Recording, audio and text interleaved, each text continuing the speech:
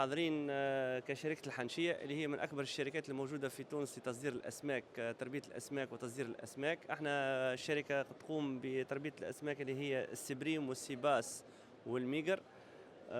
نصدر لعديد البلدان وفي أنحاء العالم ومنها الخليج. احنا اليوم جينا شاركنا في الجولف فود 2026 لأنه هو من أكبر المعارض الموجودة في الشرق الأوسط، وهذا المعرض يخول لنا انه احنا نسوق المنتوجات التونسيه، منتوجاتنا اللي هي من هاي كواليتي بريميوم، ويخلينا نكونوا حاضرين نقابلوا زبايننا، نتعرفوا على ناس جدد ونسو ديفلوب على العالم كامل.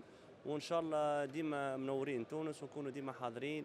وشكرا للسيبكس والفريق كامل نتاع السيبكس انهم يدعم فينا ويخلونا ديما موجودين وحاضرين في المحافل الدوليه هذه. شكرا.